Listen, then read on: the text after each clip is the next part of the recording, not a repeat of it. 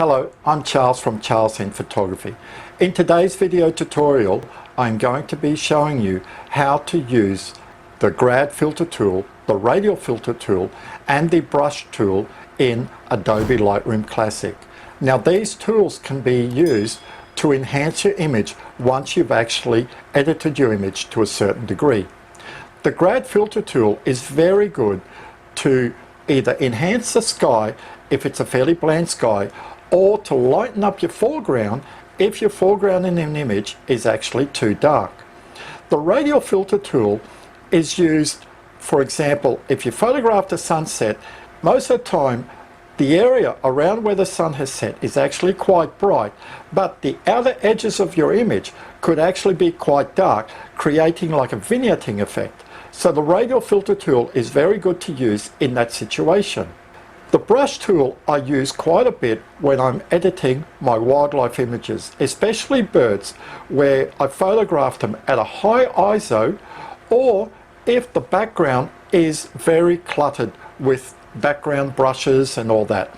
So most of the time I will desaturate, and I will also soften the background up to actually highlight that bird.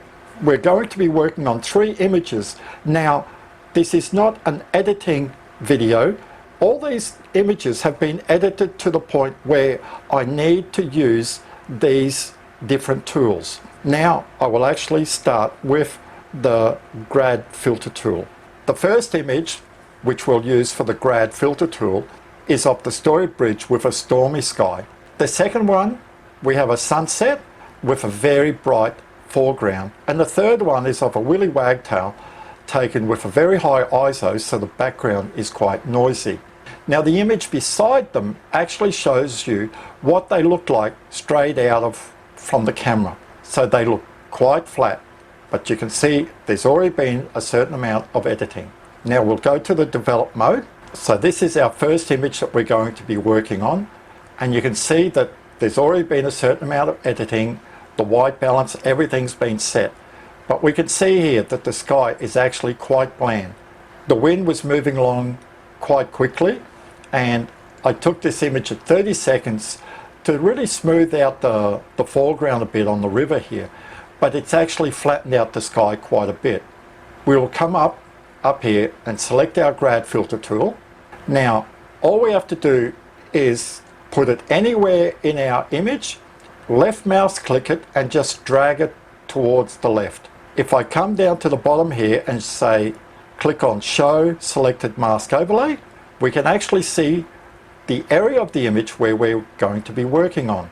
I'm going to spin this around so that it's very close to horizontal, and I will drag it down so I'm actually covering the whole sky, like so. So now I can remove the mask overlay so I can actually see what I'm working on. Now we can see that it's actually quite blue. And the first thing I can do is I can set the color of the sky. Instead of being this very blue color, I can come down to the bottom of the filter panel here to color, click on it. Using the eyedropper, I can actually choose the base color for my sky. To show you what I mean, if I click all the way into the red here, you can see it's gone already purple. If I click on green, blue, or yellow, the yellow gives me a fairly neutral sky. So what I'm going to do is I'm going to come down here just to add just a little bit of color. This looks much more natural. Now I can always come back and adjust it later. So I'm happy with the base color. Now I can actually reduce the exposure down just that little bit. I will reduce the highlight so I can actually see some detail in the clouds. You can see the more highlights we're reducing, we're starting to get some detail, but it's still quite flat. Now, if I increase the clarity here, we're actually defining the clouds much more. The same if I add more texture. We can see now the sky's starting to look a bit more grungy, which is what I want. I will add a bit of dehaze. Now, the more dehaze I add, you can see it's adding color, but it's getting very strong now. This is about as much as I want. Now, because of the dehaze is actually dark in the image, I'll actually come back up and lighten it up a little bit. That looks much better. Now, one thing I should mention is you can see here I have all these sliders: exposure, contrast, highlight, shadows, whites, blacks, texture, clarity, dehaze, saturation, and so on. And all of these, if I click done here for the filter, you can see they mimic all the sliders that we can have when we're in the editing tool, the develop module of Adobe Lightroom. This is the beauty of using these, because you get used to using these main sliders in the develop module, and then when you're using them in these tools here, they are exactly the same and they do exactly the same. But instead of adjusting our whole image, what we've actually basically done is added a layer to our image. Lightroom is very different to Photoshop. Whereas Photoshop, we can actually physically add layers. In Lightroom, you cannot add layers, but hypothetically, what we are doing here is we are adding layers, but they are not considered as layers in Lightroom. But we can add as many of these as we want onto our image and control each one separately. This is starting to look very nice here. If I want to darken the sky a bit, I can actually bring down my blacks a bit and sharpen it up. And if I want to add a bit more saturation, I can slide up the saturation. Now this looks quite nice. And to give you an idea of from what we started, if I come down here and turn off the grad filter, you can see this is what it looked like before. Now this is what we have, which is very good. But if we look at the buildings here, we've seen that we've actually darkened the buildings a little bit. So we'll turn on the filter tool, we'll come back here down the bottom, select the mask overlay, we click into 1:1. Actually 1:1 is a bit too much. We'll just click in at 50%. Now what I do is I come up the top here to the brush, I click on erase, and I make sure that this auto mask here is clicked. Now what the auto mask does is, if we're working inside, you can see like I've got a circle there. In the center there's a little pointer. If I keep that pointer inside where I'm erasing, I'm actually going to be erasing just that area. So watch what happens. So I'm actually just brushing the inside. I'm actually erasing the grad filter in the buildings. So I'm actually not darkening the buildings as well. And I can do that to the cliff face around here as well. I'll reduce the mask and I'll just come along under the bridge, all the way under. I'm not being, and we come up here to this building as well. You don't have to be too fussy for this because it'll be very hard to see anyway, but I prefer to be, I've just gone over the edge here. Okay, so we'll come along here. There, that's it. Click on filter. Now you can see everywhere we've actually deleted, erased the mask. Unclick mask overlay. Now that looks very good. And I'm happy with the sky. Now what I can do to enhance the foreground here, just smooth it out a little bit. We click done. I come back up here again, grab the grad filter tool, and this time what I'm going to do is I'm going to rotate it around so that I'm just working on the river. Now I'll click mask overlay so we can see where it is. I'll bring it up so it just covers the river. Now you can see in this tool here, we've got a center line where the filter is activated, but we've also got two other lines. So this is what we call a grad. The wider this section is, the smoother it will actually blend between the two. If I actually bring it right together like this, to give you an idea, we actually would call this a hard grad, and I'll show you why I mean. So you can see I've just reduced the exposure so we can see it's just a very sharp line. If I actually raise it up, you can see now that it's actually tapered. So when you're using this tool, just choose how much taper you want, or if you don't want any tapering at all. Now we'll take it back to 0 and I'll just put it above the river. So for the sky, what we did is we added texture, we added clarity and a bit of dehaze. But for the foreground here, I don't want that. I actually want to smooth it out. So we can reduce the clarity by half, the texture by half. We won't touch dehaze, but I'll come down here and reduce the sharpening by half as well. And now we've actually softened it up. But it looks a little bit flat. So now I can actually increase the saturation of the image and also warm the image up a little bit, just so that all these lights look like they're reflecting on the water to give it a bit more of a glow. Now that looks much better. Add a little bit more softening. That looks much better. If I click the masking off, you can actually see, look at that very flat sky. Even the foreground looks a bit flat. But when we click it on, look at that. This is so much better. And this gives you an idea of what this filter can do. So you can actually really enhance the sky. But I like to keep things real. When you're doing this, really got to be very careful that you don't overdo the editing to a point where it looks like a painting. It doesn't look real. I like keeping my images real. If you would show this image now to somebody, they would actually be quite satisfied with it because it does look very authentic.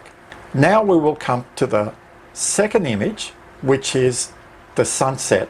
And you can see this image. Now if we look at a before and after of this image, so on the right here is the image straight from the camera. You can see right in the center here, we can hardly see any detail. But on my histogram it shows I haven't clipped the highlights, but because there's no cloud, you can hardly see any detail. But on the left here, I've already edited to a certain extent. You can see there's just a little bit of glow there. So you can see there's just a bit of glow. But look on the outer edges here. It is actually quite dark. So this is where a radial filter comes in very handy. Now you could use the brush tool and just brush over, but it's a very haphazard way of doing it. It's not precise, where the radial filter is much more precise. So we come up here, click on the radial filter, the same thing, I can see just a little cross. I click on it, drag it either way. Now understand that the radial filter can only be a circle or an ellipse. That's it. It can only be one or the other. Cannot be a square. So the first one that I'm applying here, I'm going to click on the Show Mask Overlay. So we can see we're working in the side, so you can see we are working inside the filter. On the right here, where you can see invert, if I click on it, you can see now that we're working on the outside of our ellipse. Now this is quite important because we will be working on the first one we will actually use inside, and then we will actually unclick invert and work on the outside of this ellipse. So we click invert and we're going to be working on the inside. So now all I do here for the first one, I'm just going to reduce the exposure just that little bit. You can see 0.12, it's not much, but I've just gotten a bit more detail in here. I can see a bit more glow in the sky. Now what I'm going to do is I'm going to click on it and click on duplicate. Now they're just one on top of the other now, so what I'm going to do is just move it slightly to the side. And now what I'm going to do is come down here and unclick invert. So I'm actually now working on the outside, and I'm going to have to use a few of them. So I'm actually going to make this one a little bit bigger, and basically what we're going to do is slowly brighten up our image. We're most likely going to use at least 3 of these to actually brighten the whole image. So we'll move it a little bit more, give it a bit more depth, like that. Now we're going to increase the brightness just that little bit. Now what we want to make sure when we're doing this is we don't end up with steps. By that I mean it's on 12 here. If I click too much, I click done. It's hard to see, but you can just see a gradient there. So I'll click back on it and I'll reduce it down a bit. That looks pretty good. Now we can still see right on the edge there, it's still dark. So again, what I do is I click on it, duplicate, and I move it out a little bit more. I'll come down here to the Show Mask Overlay, and for this one, what I want is I don't want a very big feather. The feather is just like a taper. I don't want a lot of taper in this filter. So unclick it now, and I'll just make it much bigger, open it up, because this one, what I want is basically just to give me the corners. And once you start doing this, you'll actually, the more you use these, the better you get. I always tell people, practice makes perfect. So now we just brighten up a little bit more, not too much. Now, this is what I was talking about steps. Can you see how we've actually got a darkish area here? Now we can control this by clicking back this one here and increasing the brightness a little bit, not too much. We'll reduce the feather down. I'll make that one a little bit bigger so that the feather's not as strong. Now, there we go, like that. Now, grab this one here, there, click done. Now what I can see, you can see here, I can actually see two areas here where it's actually a little bit dark, and this is what I was talking about, steps. So we click back on it. Now what I might do is I'll probably grab this one, duplicate it, and put it between these two and reduce it down. So I've got a more gradual step. I'll reduce the brightness, there. And the second one, I'll reduce this one down a little bit more. And I do tell people when you're using these filters and all that, even when you're editing the photo, don't think that you've got to rush things. Let's see what happens if we invert it and we're working just on the inside. Okay, so we'll invert this one. Now this one here will just brighten up a little bit, and we'll take this one. Okay, click done. Okay, I can actually see a bit of a halo here, so we'll keep working to get rid of this halo. Bring it down. There, so I've actually increased the feather now, so you can see it actually blends in much better. I'll grab this one, and we might increase the feather a little bit more to actually give it a bit of a step. There we go, we click done. That's it, all our stepping is done. And you can see now, can you see just the edges are slightly darker? So we just come back, we'll grab the last one, we'll duplicate it, move it slightly to the right, and now what we'll do is actually make it quite big, and we want it nearly to touch the frame top and bottom. Bring it in here. That's it. Now we can reduce the strength of it. There, click done. We'll grab it again. I'll actually add a decent feather to it this time. That's it, that looks much better. Click done. Now this looks very good now. You can see, if I click on the radial filter and unclick, you can see it's so dark on the outside. Now it actually is looking very good. But can you see just this little area here? It's just a little bit dark. The easiest way to fix that is we could keep trying to work to actually blend all these radial filters. We've got 5 of them here. But the easiest way is actually just to grab one, a new one. Now you can see it's just a bit dark right in the area where I'm swinging the mouse here. Now you can see it's just a little bit dark where I'm circling here. So the easiest way is to grab another radial filter just to adjust it so we can see where it's just over this darkish area. We make sure that it's inverted so it's actually working inside, and we're just going to increase the brightness just by that little bit. Click done. That's it. It's gone.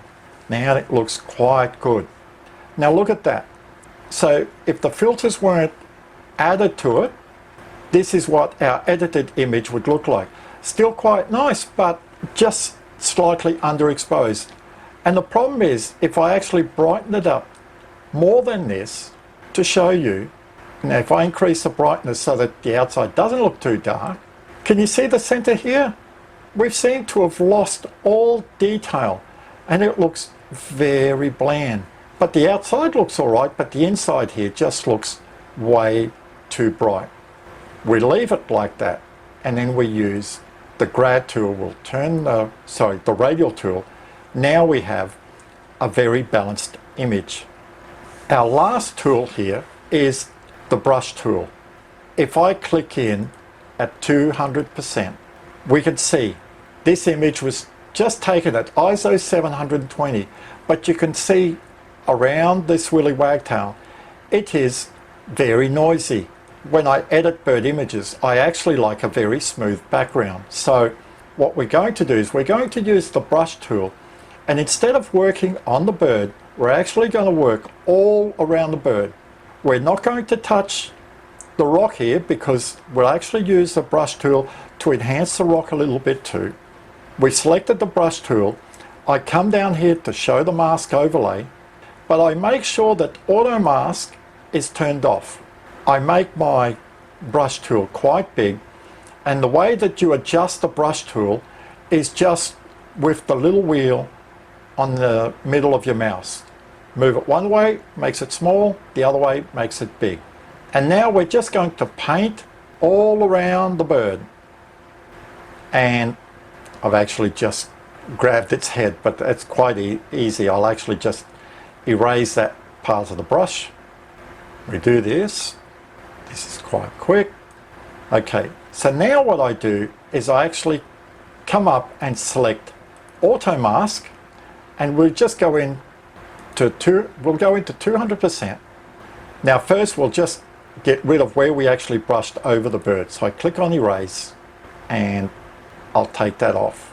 Now we get back onto the brush, and you can see because there's such a hard line between the background and the bird, we've got a light green and black, that all I have to do is just keep on the outside of the bird and brush around. Go around this way. This is so easy to do. Come down to the bottom here, a little bit more.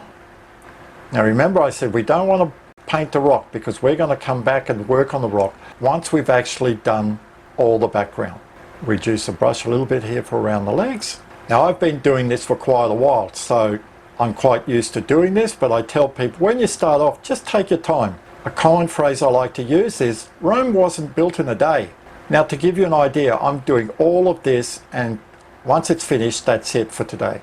I'm happy with this, I'll be happy with this photo. But if I was working on a client's photo or project for a client, I very rarely finish it all off in one hit. I'll normally do so much, take a break, and then I'll come back a couple of hours later, I'll look at what I've done just to see if I haven't overdone the image or if I still need to do more to the image. Now, we'll zoom back out, we click the mask overlay off. Now this is a little trick that I've learned. To make sure that I know that I've actually gone across the whole background here, I actually come down to the exposure and I reduce the exposure by 100%. And look, can you see where I'm actually circling the mouse? I've missed a little bit here. I've missed it here as well, behind the tail and down the bottom. So this is, I'll click auto mask off. This is a very good way to quickly see, because sometimes the pink can be very deceiving. You might think that you've actually painted the whole image, but you've actually missed just a couple of spots. Now I'm sure that I've actually gotten the whole image. I just double click on the exposure to bring it back to neutral. Now click in at 200%. Now what we're going to do is we're going to use the texture and the clarity here, and we're going to reduce it by half. Very similar to what we did for the water in the first image. We'll come down here, we'll reduce the sharpening as well, and the noise here, instead of taking it to the left, which a lot of people think that if you slide the noise to the left, you're reducing the noise. Well, actually you're not. You've got to slide it to the right to actually decrease the noise. Now look at that. We've actually got a very smooth background now. And if I remove it, you can see, look at that. It's so grungy when it's clicked on. Now I have a very beautiful blurred background. And look at that, the bird just really pops from it. Now if we looked at what it looked like from the original, we can see that the bird already had a bit of pop, but the background was just so plain. It really didn't do anything. So this is our image now. Now what I'm going to do is just add a little bit of texture to this piece of granite rock here.